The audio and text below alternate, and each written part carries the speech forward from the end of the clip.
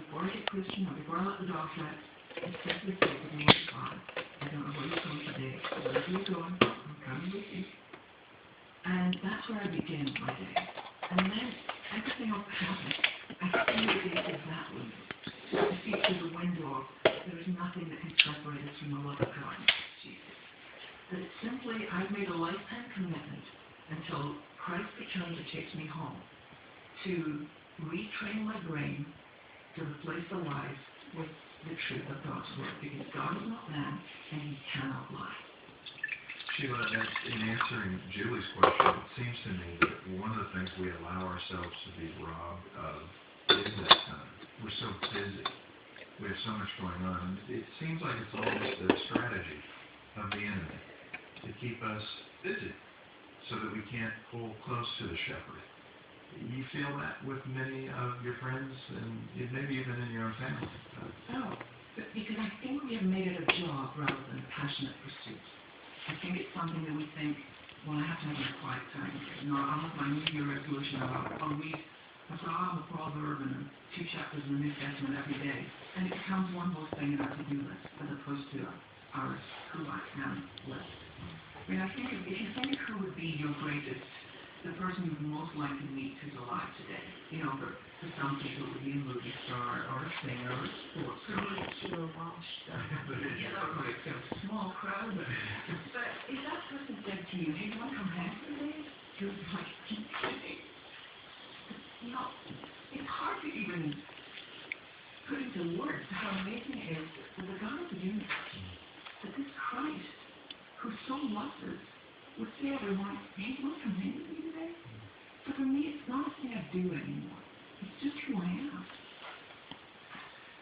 Sheila, let me go back for a moment to the treatment that you felt from your friends going through the things that you've gone through.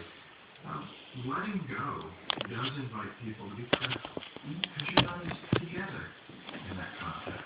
You're being vulnerable. Did you feel that? Yes, I felt very vulnerable.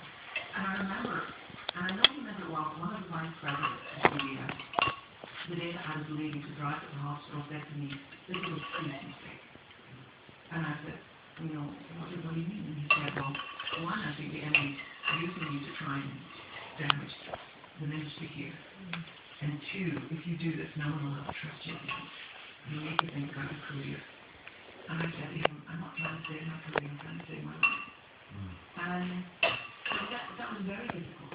But it was something I talked to my son about the other day, because he came to a conference with me. And your son's 14? 14. And he came to a conference with me, and he heard me talk about my journey through the South Port and the whole experience. And we were talking about it as we were flying home. He said, Mom, did your friends stand by you? And I said, well, not really, Dave, but to be honest, I haven't let a lot of people into my life. And I said, I actually look on it now as God's mercy. Because when you start your life longing for approval, and then everybody kind of disappears into the background, you're left with, it became this walk out with the shepherd by myself. Because I believe that when it's finally done, when this journey is finally done, and we see Jesus face to face, I believe that our real life is just beginning. We're not going to sit around and think, could my God for 2 million years? We're going to be the people that God always needed to be before we decided to see what it would look like to know as much as we need.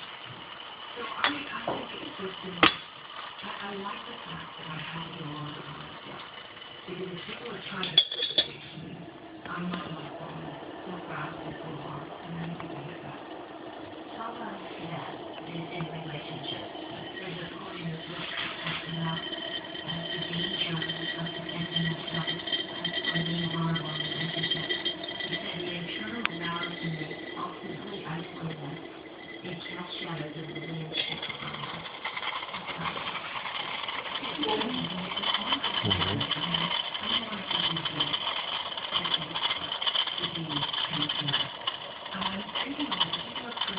Last year, in one of our biggest cities in Wednesday, and every Friday night before we have dinner, we have dinner together, and then we have an hour where we just sit in a circle, and if there's anything going on in our lives, we talk about